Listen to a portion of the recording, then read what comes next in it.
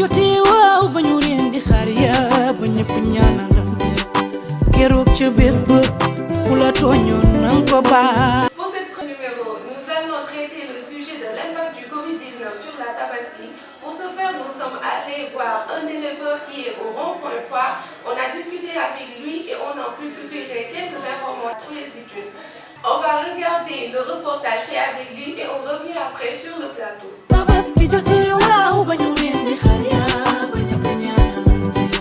Voilà, comme nous l'avons dit tout à l'heure, actuellement nous sommes ici rond-point Foire ak ki nga xam ne mooy Milko moom mi nga xam ne mooy représenté éleveurs yi ñu bëgg a discuter ak moom pour mën a soutirer une bonne masse d'informations. Milko ñu ngi lay nuyu di la dalal ci suñu émission. soxna si ñu ngi ziar ñu ngi lay jaajëfal ci seen teewaay di rafetlu tamit vraiment ñëw bi ngeen ñëw fii tey. parce que vraiment donc ñun moom lii xaaroon nañ ko on s'y attendait depuis lors mais tey la ko yàlla dogal. donc vraiment on vous dit grand merci et bonne continuation parce que nii la citoyen war a def boo gisee ne benn secteur ça va plus ça marche plus. da nga war a ñëw poser ay questions donc pour xam lan moo xew lii moom lu nice la vraiment merci beaucoup. voilà ñu di la jaajëfal Milko ñu bëgg la laajte parce que gis nañ ne tabaski bi passé na mais n'empêche yaa ngi continuer di nekk fi nga xam ne mooy Nord Foire teg fi sa daral di continuer di jaay say xar ñu di la laaj ban mbébét moo tax nga continuer ba léegi di jaay ay xar. vraiment question bu may sawar la pour tontu parce que vraiment boo xoolee sa gannaaw defe naa boo gëstoo sa gannaaw di nga gis xar yi. donc la question est facile à répondre parce que gis nga ne xar yi jaruñ parce que clients yi ñëwuñ lu tax clients yi ñëwuñ coronavirus mbas bi sonal àdduna juróom-ñaar moo ñu jàpp xaalis amul avion demul avion dikkul ñun on est confronté à ce genre de problème yi client lañu am ñii nourrir suñuy xar ñi ngi def lépp lu ci war wante clients yi ñëwuñ jënd ko boo seetloo moo waral xar yi des fi donc loolu mooy suñu problème instant bi nii. d'accord gis nañ ne coronavirus mi ngi ci Sénégal mu ngi ci àdduna bi ñëpp teg nañ ci seen bët ñuy gis ne tabaski bi tamit soo xoolee am na différence ak yeneen tabaski yi ñëpp tamit gis nañ loolu ñu lay laajte yéen ñi nga xam ne yéenay éleveurs yi naka ngeen dundee loolu. niñ ko dundee kañ c'est catastrophique vraiment vis-à-vis de nos familles ak ñun psychologiquement on n'est pas bien parce que déjà boo xalaatee ne li nga investir ci xar bi moitié bi sa doo ko am mais loolu tu as le cœur brisé déjà donc sa famille tamit amoo benn solution boo apporter sa famille donc amul contribution bu ñu fa mën a yóbbu parce que jaayuñ xar ñu ngi yeewoo ci daral bi di fi yendoo di fi añee di fi fii la ñuy defee lépp mais jaayuñ xar demul xar dikkul donc loolu tamit métti na ñu ngi lancé benn appel solennel au président de la République au ministre de l'élevage ñu jàppale ñu parce que déjà ñun suñu structure bi doxatul muy lan l'élevage sénégalais va mal donc vraiment sonn nañ trop sonn si. voilà récemment tu as parlé de l'État ñu gis ne État am na rôle bu important bu mu war a jouer ci yéen ñi nga xam ne yéenay jaaykatu xar yi ñu lay laajte yow en tant que éleveur naka nga yaakaar ne noonu la leen État bi war nañ jàppale. donc loolu lu may sawar la pour tontu encore État bi mission première am mooy mu dox jéego dem ci citoyens yi yemul ci man rek yemul ci lépp mais particulièrement système élevage sénégalais donc ñun ay jeunes lañ yoo xam ne dañoo bëgg suñu réew gëm suñu réew au lieu ñu dugg gaal dem bitim réew mais dañoo toog Sénégal pour investir pour am ci dara investissement bi nag dafa nekk di yàqu parce que lan la coronavirus bi yàq na lépp donc État bi dañoo war a ñëw ci éleveur tête par tête subventionné ñëpp jàppale leen ku ci nekk jox la benn 2 millions wala benn 3 millions nga redémarrer sa système parce que système bi instant bi mi ngi yàqu donc État bi ñu ngi koy ñaan mu ñëw doxu ñaxtu xool ñu laaj ñu suñuy problème ñu expliqué ko suñu problème leen la xaalis lañ amul parce que jaayuñ suñuy xar ba fi naa boo jaayul say xar doo mën a am xar doo mën a am xaalis donc dañuy jënd aliment matin midi soir waaye amaguñ xaalis ba léegi pour sax instant bii sax suñu aliments yi en rupture lañ nekk parce que xaalis bi jeex na donc sonn nañ trop vraiment État bi war na ñëw gëstuñu xool suñu laaj ñu suñuy problème ñu wax ko suñuy avis donc mu jëm ñu ci jàppale vraiment loolu la quoi soxna si. c'est vrai léegi ñu gis ne tabaski bi passé na tey éleveurs yi ñu ci bari bu tabaski bi passé dañ daan compter ci ñi nga xam ne mooy ñiy dem Màkka bu ñu ñibbisee ñu jënd xar yi wala ou bien si tamxarit yi wala yeneen événement yi di ñëw mais gis nañ ne ren yooyu yëpp dafa am changement est-ce que yéen feeñ na ci yéen bu baax a baax. feeñ na ci ñun bu baax a baax instant bii nii Màkka bi gis nga ko gars yi ñu dem lim la dañoo joxe benn nombre ñu dem biñ ñëwee kenn jëndul gars yi dañoo peese yàpp jënduñ xar donc tam xarit bi gars yi ay ginaar lañ jënd coronavirus mooy loo xam ne doo am loo lekk doo am loo naan xaalis boo génne pour jënd dara doo ko mën donc loolu moo dal citoyen sénégalais yëpp donc ñun comprendre nañ situation bi nu mu demee instant bi particulièrement ñun dañoo am problème parce que am na ñoo xam ne dañoo leb ay banque ñii leb seen ay copains pour mun a def opération tabaski affaire bi foiré na léegi instant bii nii amatuñ benn solution lu dul ñaan état bi mu ñëw jàppale ñu parce que état moo fi sës état mooy ndeyu ñëpp mooy bàyyi ñëpp donc on lance un appel solennel au président de la République Macky Sall mu ñëw dimbale ñu parce que sonn nañ vraiment. voilà li gën a compté mooy ba léegi yéen a ngi toog di xaar naka ngeen di def pour mën a débarrasser wu ci li nga xam ne jëloon ngeen ko est-ce que tamit yéen a ngi yaakaar d'ici la tabaski prochaine ngeen mën a jaay seen xar yi libéré wu ci wala aussi dafa am leneen lu ngeen yaakaar. vraiment ñun buñ sañoon tey wala suba ñu jaay xar yëpp nit camion ñëw wala malien ñëw ramasse xar yi ñu jaay leen ko dem noppalu parce que plus de 4 mois ngi nii nelawuñ chaque jour on dorme à la belle étoile donc duñu nelaw fii la ñuy toog di veiller suñuy xar parce que boo xefee xifi sàcc yi tamit ñëw sàcc say xar donc on a aussi un problème de sécurité waaw donc gendarmerie wala police war na ñëw mën a bàyyi benn élément sax ci daral yi nga xam ne c'est des daral stagnantes ñu ngi fa parce que ils sont pas obligés de rentrer chez eux ak kontaan ñi xam ne seen xar mi ngi fi donc mënuñ ñibbi suñuy kër bàyyi suñuy xar donc ñoom tamit dañoo war a jàppale ci côté sécurité bi tamit aussi te tamit bu ñu fi toogee fii ba déwén amul sens donc on est obligé de rester chaque jour ñuy dundee yaakaar ne un jour viendra xar yi danañ mës a jar ba ñu nekk ci leneen donc loolu la quoi. voilà dundee yaakaar mu doon moo bi nga xam ne am na importance bu baax ci nit parce que mooy espoir te espoir nit bu ko amee rek mooy ñàkkul dara léegi d'ici là yéen naka ngeen bëgg a organiser woo pour mën a débarrasser wu seen xar yi mbala ngeen wala ngeen téye ko comme ba tabaski bii di ñëw naka ngeen bëgg a organiser wu en fait. donc man de sama xel bu gàtt donc j'aurais préféré que bon ñu jëm ko place sax sous placement wala comme ni sa benn copain bëgg na xar wala boog am ñu bëgg xar amuñ xaalisam wala boog ñu placé ko suñuy client potentiel fii ak 2 mois 3 mois wala ñu ñuy fay chaque mois ñu defal ñu benn acompte du ñu ko fay bo xar yi mat moo gën ñu ko fiy téye di dundee yaakaar di ko dundal fii ba déwén te loolu tamit wóorul boobu day nekk double pertement parce que di nga dundal xar bi di yow di dundal sa njaboot te amoo la leen jox instant bi parce que corona bi ñëw na yàq lépp donc instant bi loolu mooy sama solution ñu jox placé xar yi sous acompte ñu koy dagg-daggee chaque mois ba mu jeex donc boobaa du doon double pertement loolu daal mooy sama point de vue bu gàtt xaw ma nag d'autres nan lañ ciy xalaat voilà loolu woon quoi merci sa xalaat rafet na ñu lay jaajëfal yow mi nga xam ne yaay Milko nekk fii ci rond-point Foire yor say xar te ba léegi bàyyiwoo parce que gis nañ ne tabaski bi passé na mais n'empêche yaa ngi continuer di dundee yaakaar moo bi nga wax noonu mu nekk moo bu am importance ci nit ñu lay laaj Milko lan mooy sa dernier mot.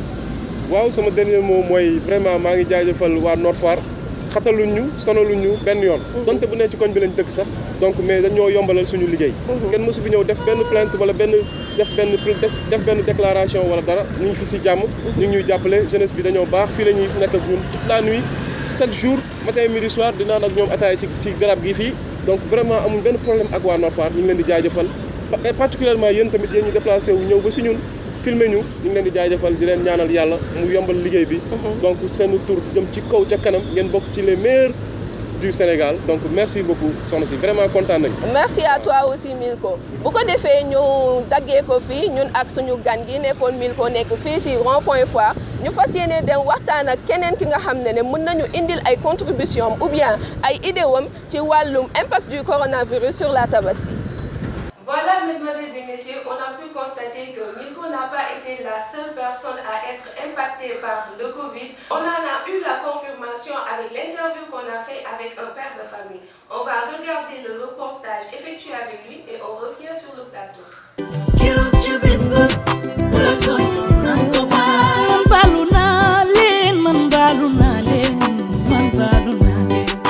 Voilà, comme niñ leen ko waxee woon tout à l'heure actuellement ñu ngi fii parcelle unité 26 ñëw seet si kenn koo xam ne mënuñu tudd tabaski te duñ ko ci tudd muy un père de famille ñu xam ne tabaski bi am na différence bu baax ak yeneen tabaski yi te feeñ na ci bépp wàll moo tax ñu bëgg ñëw waxtaan ak moom mu mun ñu xamal lan moo ci point de vue ak naka la ko dundee sëñ bi ñu ngi lay nuyu. waaw maa ngi fi soxna si noo def.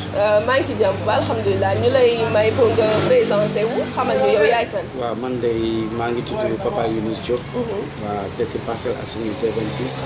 ak liggéey ci boutique bi fii. d'accord comme gérant. waaw ñu ñëw fekk la fii sa place. di la laaj yow en tant que père de famille. naka nga dundee tabaski bi nga xam ne ñëpp xam nañ ne am na différence ak yeneen tabaski yi yow naka nga ko dundee en tant que père de famille. ah métti rek metti yëg nañ ko. amul père de famille boo xamante ne du la ne yëgu ko. parce que yëg na ko que ça soit ci wàllu xale yi que ça soit ci wàllu soxna yi que ça soit ci wàllu xar yi. wax dëgg yàlla ñëpp daal gis nañ ko. parce que métti na trop. ci un père de famille boo xamante ne. comme man damay wax ci sama domaine. domaine bi may def nii. c'est un domaine de vente la ci de matériel informatique électronique. mais depuis ba yëf yi ñëwee ba léegi nii. rien ne marche. doo jaay. tu peux rester même presque 1 mois yoo xamante ne. doo jaay. mais da nga koy sant suñu borom.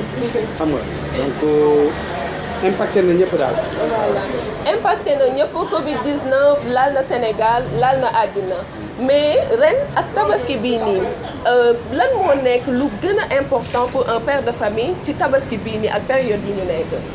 waaw xam nga li ci gën a important moo xam nga mooy lan. mooy wàllu xar bi. parce que li nga xamante ne mooy priorité dëgg. c'est un père de famille. mënul ñàkk mu war ko ut mooy xar. li ci des nag c'est des futilités. waaw mooy ay xottil xale yi xottil soxna yi. xottil sa bopp. bu la yàlla nag suturaale nga am as tuut. xam ne mën am nga njëgu xar. njëgu xar di taxaw. leneen li nga xamante ne moo xaw a prioritaire tuuti. mooy ñawu xale yi. te ñawu xale aussi boo bu la yàlla maye am nga ko. nga defal leen ko bu la yàlla maye amoo ko. nga muñ rek. mais xar bi daal mooy li xaw a important daal. xar bi moo doon lu gën a important. mais gis nañ ne ren jaaykatu xar yi am nañ ay jafe-jafe. ñoom ni ñu amee jafe-jafe loolu la yéen tamit père de famille amee ay jafe-jafe. ñu bëgg a xam. lan nga yaakaar ne leen moom la état bi mënoon def pour jàppale leen ngeen mën a jot ci xar yi ci njëg bu yomb maanaam ñëpp mën cee jot daal.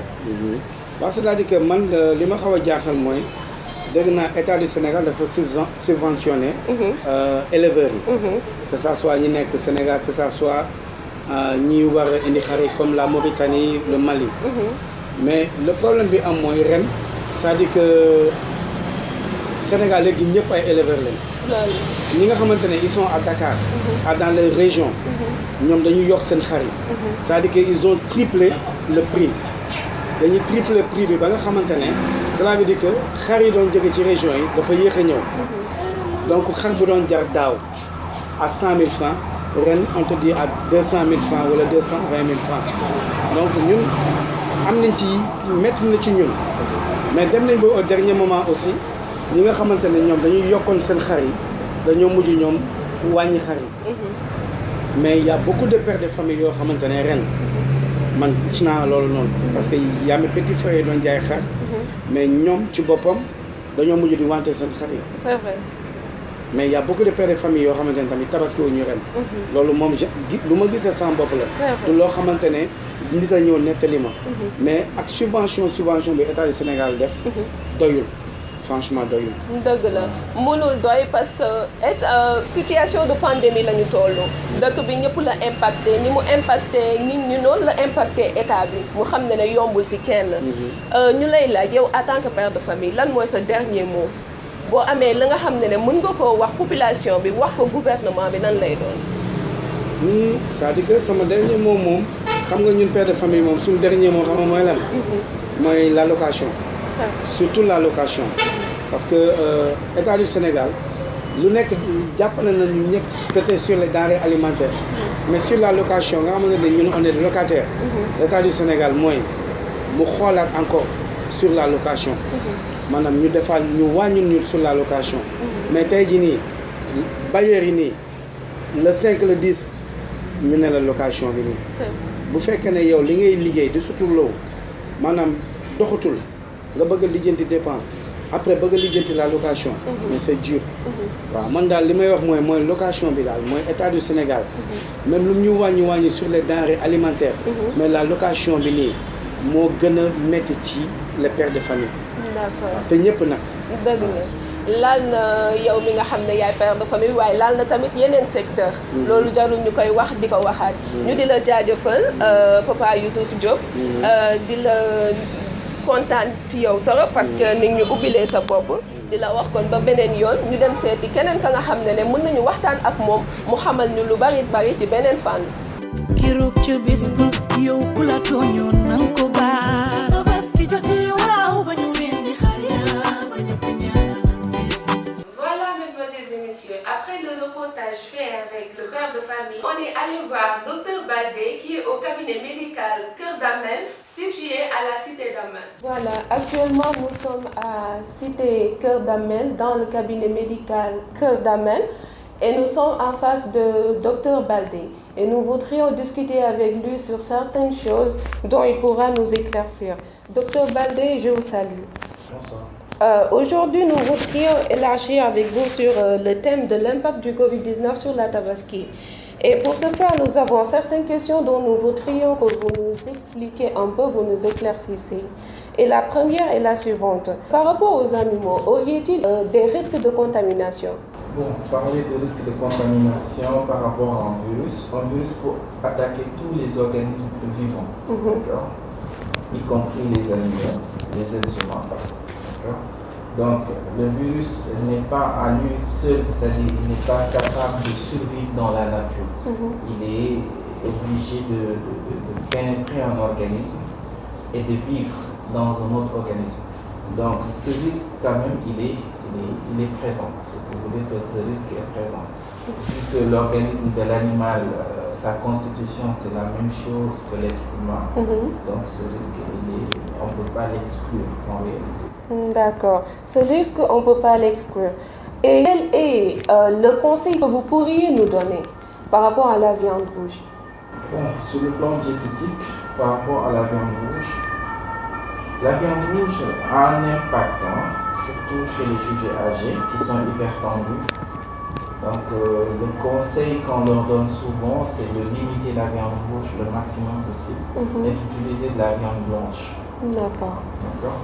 Maintenant, pour ce qui concerne les jeunes et autres, donc on sait que tout excès est nuisible, donc c'est quand même de ne pas exagérer. D'accord. Surtout si ton poids n'est pas dans la norme, tu as un excès pondéral et que il y a des risques peut-être familiaux d'hypertension ou de diabète. Donc c'est à consommer de façon très modérée. D'accord. Donc on pense qu'on a tous entendu ce conseil venant de Dr Baldé. Et pour terminer, nous allons vous poser la question à savoir quel est l'impact sanitaire de la Tabaski sur l'évolution du Covid? Bon, c'est une question assez pertinente parce qu'on s'attendait tous à ce que le Covid explose un peu au Sénégal. Un peu avant la fête. Donc certains pensaient qu'on devrait même fermer les frontières en ce moment par rapport aux régions pour empêcher les déplacements, ce qui n'a pas été fait par les gouvernements. Donc les gens se sont déplacés à l'intérieur du pays et on a vu les conséquences, un peu les chiffres sont là. Donc chaque région maintenant actuellement est concernée pleinement par le Covid. Donc le nombre de cas augmente. J'ai des collègues qui sont encore là, ils me disent que le nombre de consultations, chaque jour presque au moins tu vois 2 cas suspects ou 3 cas suspects. Et ça c'est juste après la Tabaski. Donc la Tabaski a quand même eu un impact assez négatif sur la propagation du Covid au Sénégal. D'accord. Et sur ça, nous allons nous limiter à ces questions. Et je vous remercie, Dr Baldé, et je voudrais savoir quel est votre dernier mot. Bon, mon dernier mot, c'est quand même par rapport au Covid. D'accord, le Covid est là. Il faut que les gens sachent qu'il est là et qu'ils essayent surtout de travailler sur les mesures barrières, c'est-à-dire les masques, mais surtout la distanciation sociale. Je pense que c'est l'un des éléments clés pour lutter contre le Covid. D'accord. Merci beaucoup à vous. Mesdames et messieurs, comme vous le voyez, les fêtes sénégalaises sont des fêtes à problème. Problème au niveau des vendeurs, problème au niveau des chefs de famille, mais aussi sur le plan sanitaire, surtout lors d'une période de Covid-19.